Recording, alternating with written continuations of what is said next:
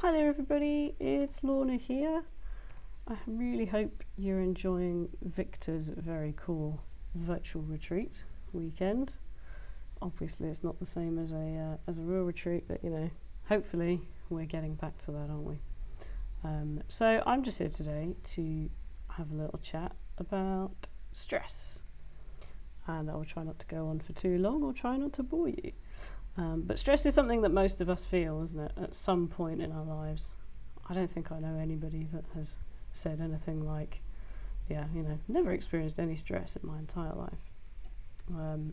So yeah, hopefully I say hopefully there'll be something in here that you relate to, and hopefully I can help you somehow.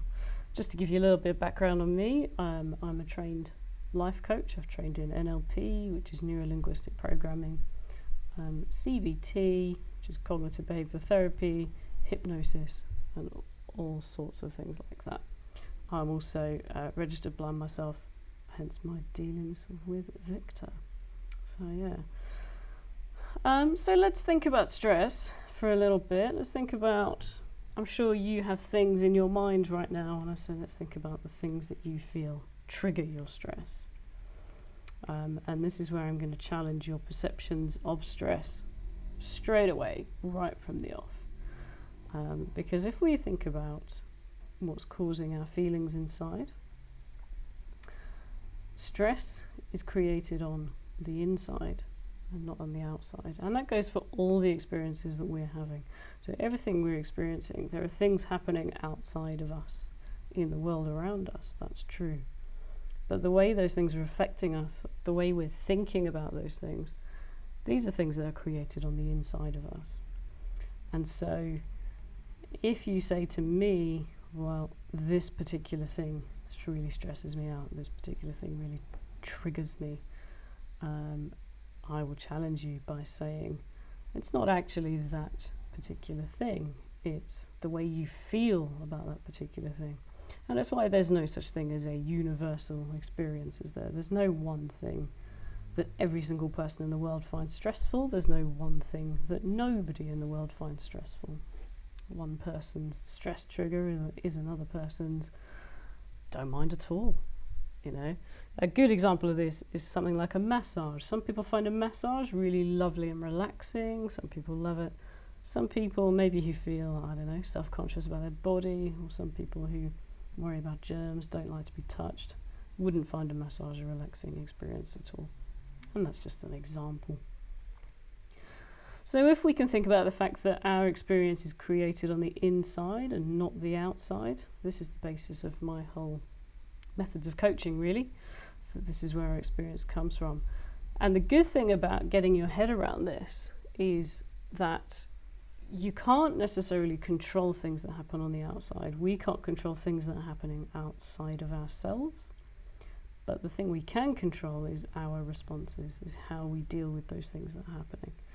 And I'd like you to try and take this as a bit of as a good thing, not a bad thing. Some people find it quite daunting when you say, well, the things on the outside are the things that you can't control. And while that may be daunting, I want you to think of this as a positive, to think, okay, that's a load off your shoulders. That's something you don't have to worry about being able to control. And what you can focus on is yourself and your responses and the way you deal with things. Okay? So yeah, take that as a bit of relief.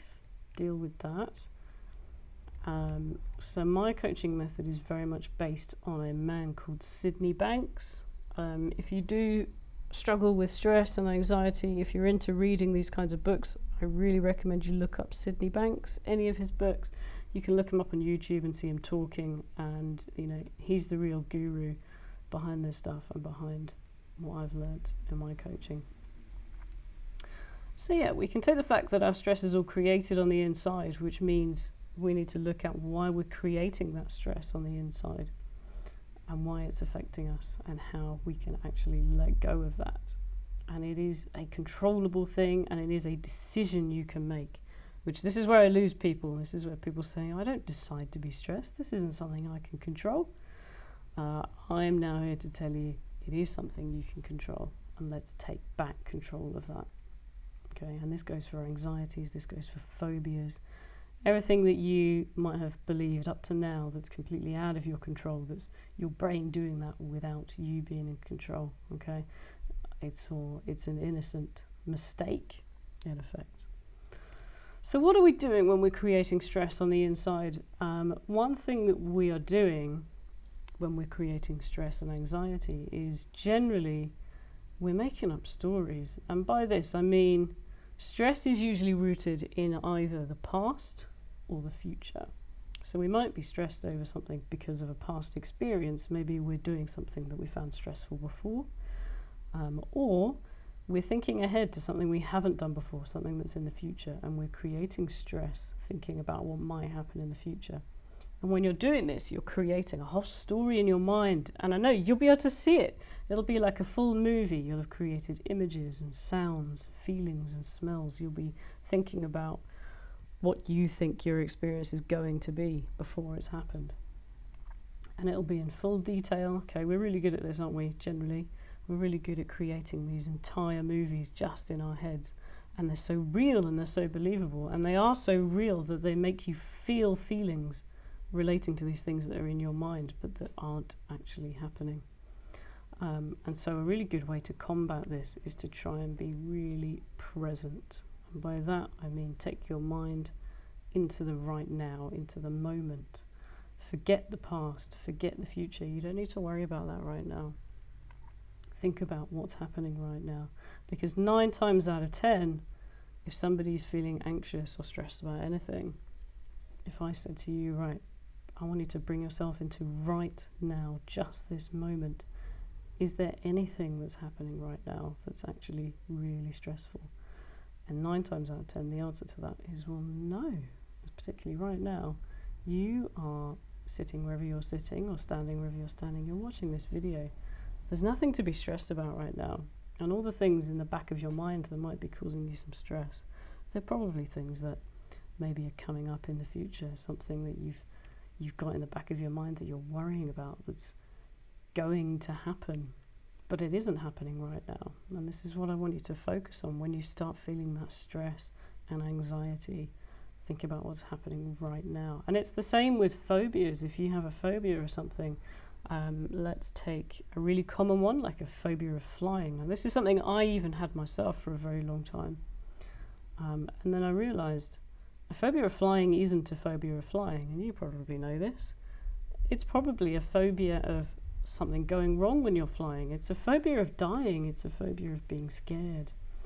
And it's not actually rooted in what's happening right now. Again, it's rooted way in the future. You're creating this image in your mind of what might happen. And that's what's making you feel stressed. So your challenge is, if you've come across mindfulness before, this is very much about being present and in the moment as well, and really focusing, all right? And I'm not saying this is easy. This can be really, really difficult because you're probably breaking habits of a lifetime that you have developed.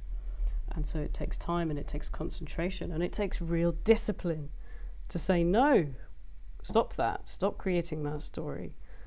Go back to the present. Where are we now? Focus on everything, all your senses. What's happening right now? Am I okay right now?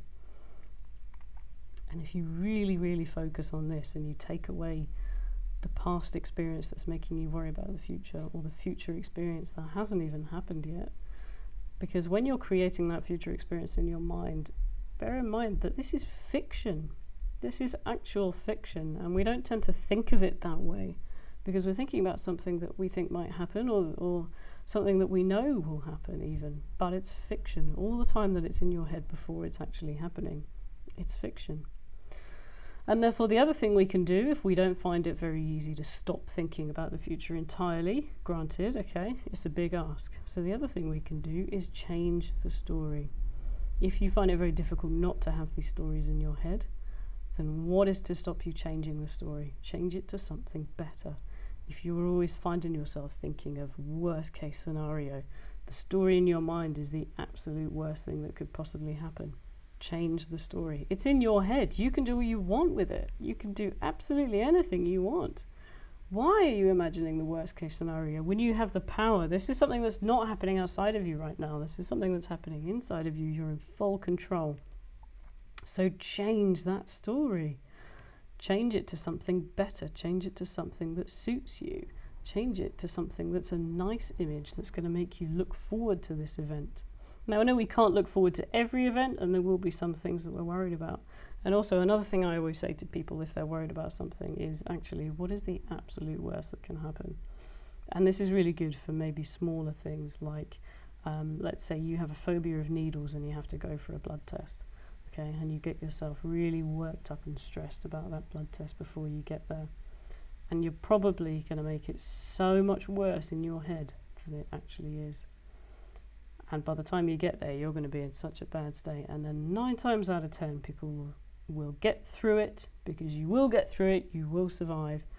And then people might say, it wasn't actually as bad as I was expecting it to be. And that is so often the case when we build something in our minds, and we build them up and make them so bad in our heads that they're very rarely actually as bad in real life as they were in our heads. So this is another way to think about it, especially for if you have to do something like that you're a little bit uncomfortable with. Another thing to think about is this is temporary. This is a small thing out of your life. Let's say you have to do something that you're really worried about. Maybe you've got a day coming up of things at work that you're worried about. And all you have to remember is this is just one day out of my entire life. And things can seem massive when they're right in front of you, or when they're about to happen. Things can seem really big. And sometimes I find it helpful. I know this goes against what I just said, but sometimes it is helpful. Let's say look a year ahead and think, how big is this thing? How big and stressful is this thing going to seem a year later? And that just puts it into a little bit of perspective for you. So yeah, my top tips for beating stress. Remember, you're creating stress on the inside, and therefore you can change it, okay? And this is so important, because it's not the thing on the outside that's making you stressed. It's the way you are thinking about it. And let me try and give you some examples of this, because there are so many examples where the thing itself stays the same. The external event, the external trigger stays the same, and the way you think about it is what changes. It's what makes different people have a different experience. There might be more than one of you right now in different places. I hope there might be more than one of you, at some point, watching this video. And so people in theory are having the same experience sitting in front of their computer or their phone and watching this video. But everybody will be having their own completely unique experience based on what's going on inside your head at the time. And that's just how it works. That's how we work. You can be sitting in a room, you can have 50 people in one room watching the same thing or experiencing pretty much the same thing and having completely different experiences because of what's going on inside their head. So let's think about something that might cause you stress. Maybe you have to do a talk. Some people have to do talks, presentations for work, and this is something that really stresses you out. And so there's ways of thinking about this. And you can be thinking, oh my God, I have to do this talk, I have to do this presentation. I'm not very good at public speaking. I'm going to screw it up. I'm going to forget my lines. I'm going to get tongue-tied. It's going to be a disaster, okay? And these are all the things that you just don't want to be thinking, because how are those things going to make you feel when that's what you're telling yourself? And another tip I always use in situations like this is I always say to people, if this was your best friend having to do this talk or this thing you find stressful, what would you be saying to them? Because you wouldn't be saying, oh my God, you're going to do really badly at this. You wouldn't be telling them that. You'd be saying, you'll be fine, it'll be all right. You're more worried about it than you should be. And you'd be telling them they'd be really good. And that's one of my most used tips as a coach, is your inner monologue. You need to talk to yourself in the same way that you would talk to your best friend or your child, or someone you really cared about that you wanted to make feel better. Because we do have a habit generally, and we all do this, we do have a habit of being really horrible to ourselves and being really harsh on ourselves. And we are our worst critics. And that's fine to make ourselves better, to push ourselves. But we also need to be nice to ourselves and to recognize, what would I say to somebody else to make them feel better about this stressful situation? That's what you should be saying to yourself. So I hope that makes sense. Just a note about recommended reading. So I mentioned Sydney Banks. He's got several books, one of which is called The Enlightened Gardener, I think it is. But there's loads. There's also a great book called The Power of Now. I don't know if you've heard of this. And this goes back to everything I was saying before about the fiction that we're creating in our heads when we create stress about a future event. And this book talks about this in great detail. It's called The Power of Now. It's by Eckhart Tolle. And he goes really deeply into this. And then I'd recommend David Key as well. So he's written a book which is very much based on Sydney Banks' principles as well. And he actually trained me to be a coach. And he's a very good coach himself, so I recommend that. So that's a really quick crash course in my top tips for beating stress. I don't want to go on too long and bore you. I hope you have found this really useful, and just really try and take some stuff into your daily life and just see how you can change your ways of thinking. It's small changes in the grand scheme of life that could really change your outlook on the world and your own personal experience of the world. If you find yourself getting stressed about things, please take some tips. Watch this again, write some things down. Put them on post-its, put little tips on post-its and stick them all over your house. Anything like that. Positive affirmations. Tell yourself you're going to be fine. Tell yourself that this stress trigger, whatever it is actually fine. Change that story, change that inner monologue. And I wish you the very, very best of luck. And I hope this has been helpful. Thank you.